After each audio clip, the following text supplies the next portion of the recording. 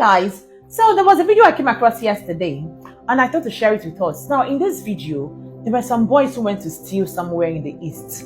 Now what was shocking about this video is the ages of these boys. They went to someone's house to steal rice and they were between the ages of 12 to 14 years.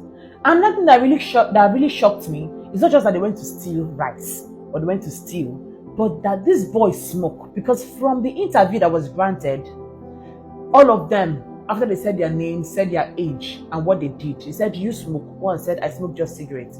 Others say, "I smoke cigarettes, I smoke SK, I smoke Colos." All these things, I don't know, I heard it from the... I've not seen SK or Colos before. I don't know what it is. I don't know if they smoke or if they drink it. But these small boys, at their small age, as small as they are, they're really smoking these things. And I started wondering, what is the cause of this one? Are we going to say this is bad governance? Or do we say this is bad parenting? Because I know that many people would be quick to say, you can see the government is bad. That is why these small children are smoking.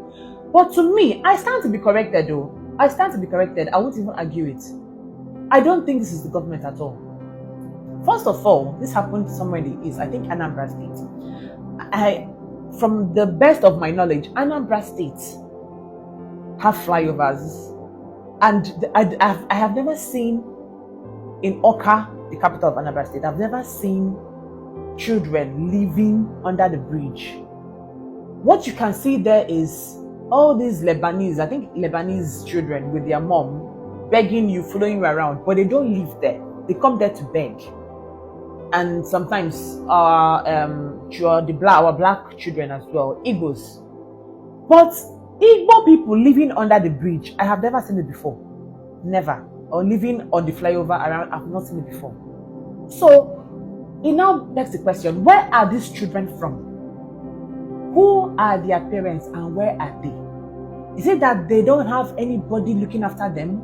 Or maybe they live in one bridge or somewhere, or maybe motherless? I don't know. Who is their mom? Who is their father? Who is their guardian? Because this one now, will you blame it on bad governance? Before, I was going to throw this question out, but I think I'll drop my 2 cents before I throw the question out. I'm open. I stand to be corrected. Okay? This post is nowhere opinionated. So, whatever contribution you want to have, even if it opposes what I'm saying, it is very, very welcome. If you ask me, I would say this is a product of bad parenting. How?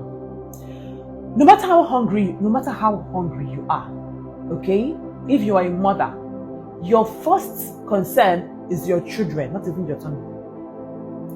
The instinct of a mother, the moment you start having children, you are concerned about your child. You can't even sleep properly because the moment your child turns, you wake up. That is what a mother is like. So, and it continues like that because when your children are like 1, 2, 3 years, even 15, you wonder every time. You'll be like, where are these children? There's a way your house will be quiet. You will say, where are these children? This house is too quiet. You go and look for them. And 95% of the time, these children may be destroying something. Small children. You see that a woman that cannot know where her child is at every point in time is not fit to be called a mother.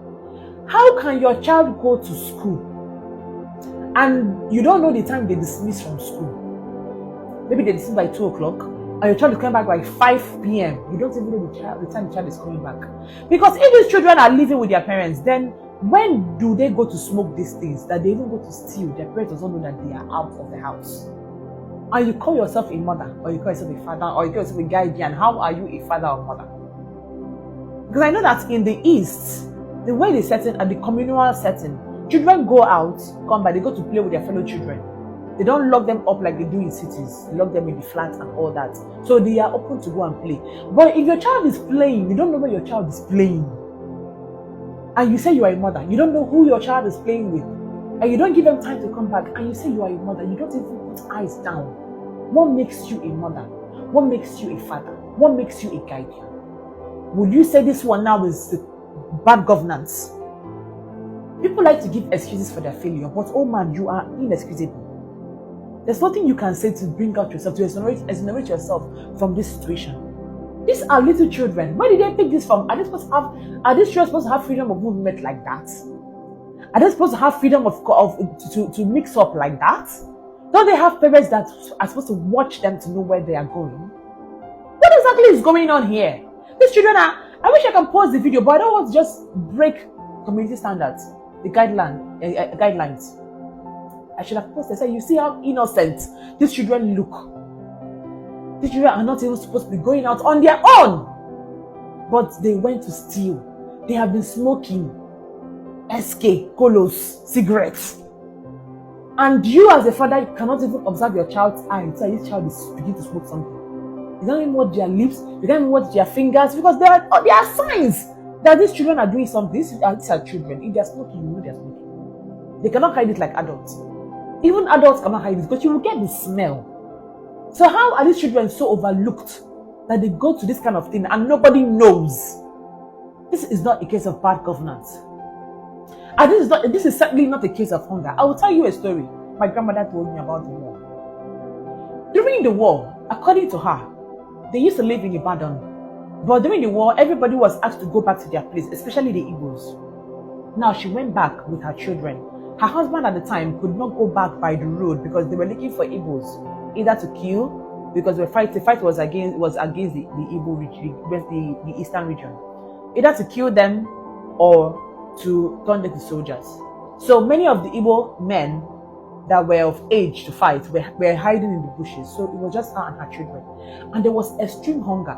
There was extreme poverty. You know war now? But all her children never stole. None of them stole. There was so much hunger. Children died of kwashiorkor. Big tummy and big head. Every time you go and Google kwashiorkor. Children died of kwashiorkor, but even at that, her own children never stole. They managed whatever they had. If they saw anything to eat, they managed it. Even to the point that one of her sons, if he sees anything in the house that's not their own, he will take it and return it to the person's house. Even food. That is upbringing. That is what was put in them. Children don't have a mind of their own. It's whatever you put in them that they grow with.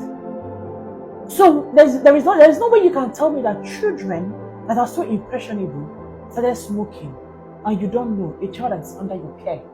What are you saying? Her children never stole, and thankfully none of her children died during the war. That is her story. And what was the moral of that story? What I picked is what I'm sharing with you today. That no condition can make a child turn bad except the mother or the father is bad. Maybe they have the mindset of the government has abandoned us, the government is this one, so now we're going to revenge on the government. This is what many people give to their children. It's not our fault. It's not, if not that the government is bad, well, they blame it on the government. Then the children now learn to blame it too on the government instead of taking responsibility for their actions. This is what is going on. That's why I keep saying this thing. In as much as the governance is bad, people are taking advantage of it to do evil.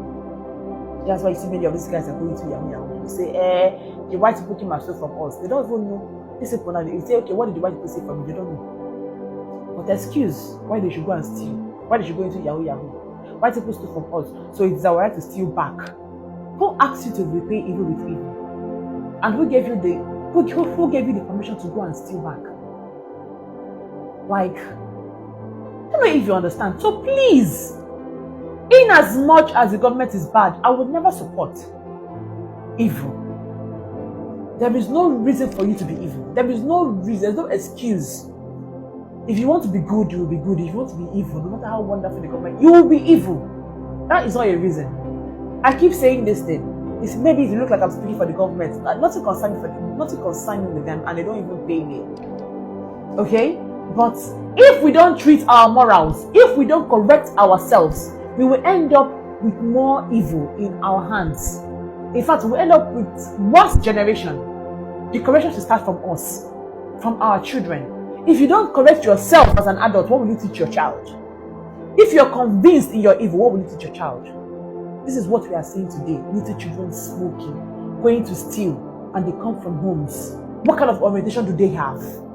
Is this one a government problem now? No. Let's always work on our weaknesses and stop pointing fingers. End of story.